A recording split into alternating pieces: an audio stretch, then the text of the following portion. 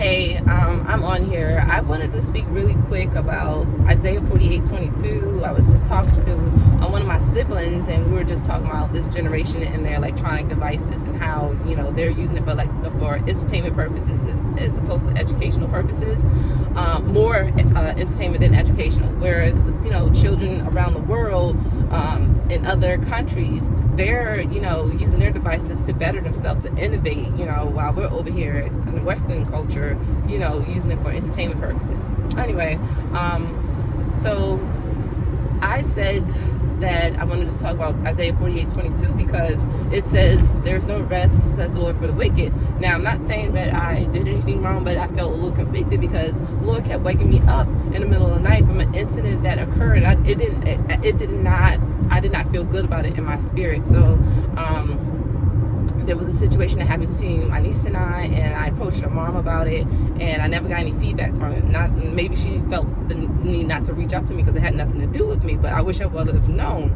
So I didn't call her afterwards. I was expecting her to call me. So anyway, I reached out to her and spoke to her, and come to find out, I pretty much poured out everything to her and told her, did I do something wrong? Let me know, and I can apologize for it. She was like, you didn't do anything wrong. It has nothing to do with you. She's going through a lot. She's going through a lot with her father and going back and forth and blah, blah, blah, blah.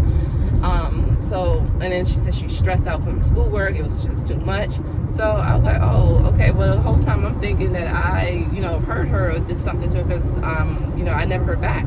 And so she's like, well, she's upset. You can talk to her. So she came downstairs. I told her, how I apologized and everything. She told me that her mom had her in counseling, but whatever they were counseling about, it's not working.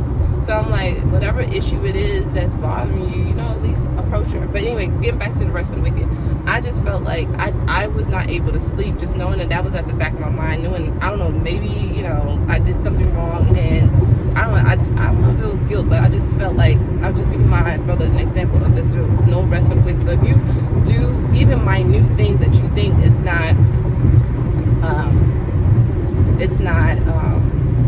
anything big, just know that God would deal with you that way. He dealt with me with that, and with her, because I found out that she wasn't resting well.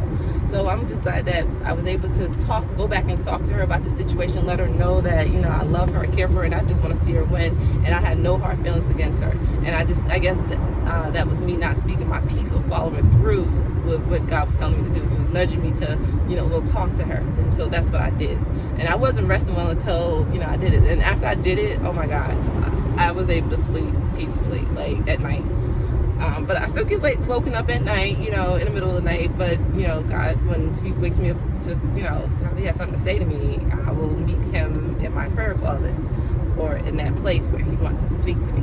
But yeah, so Isaiah 48:22, there's no rest says the Lord, for the wicked. And not saying that you're a bad person or anything, but there even the minute things that you think could be brushed under the rug, no, you still need to address it, okay? Because those little minute things can grow into gigantic elephant things, so just make sure that whatever you do, just treat people the way you want to be treated.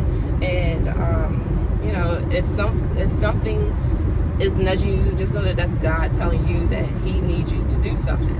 All right, He needs whatever circumstance or whatever the situation was that happened in your life.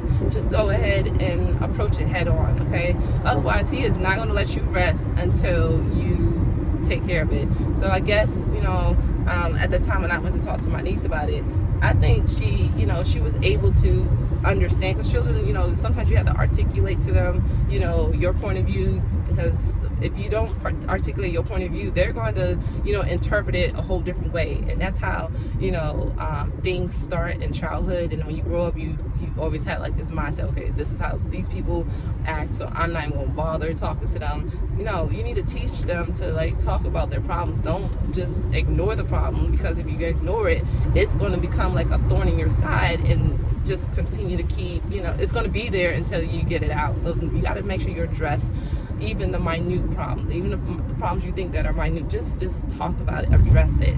Don't be afraid, because God got you. He got you. Because He definitely dealt with me with that, and I approached the situation head on, and I was able to sleep in peace, and I was at peace with the whole thing. So yeah, Isaiah 48:22, there's no rest for the wicked, says there's no rest says the Lord, for the wicked. So no, not that you're a bad person or anything, but if you may have done something to offend him or his children, or is this something that you left undone, he's not going to let you rest until you address it and and deal with it. Okay, so just think about that thorn in your side.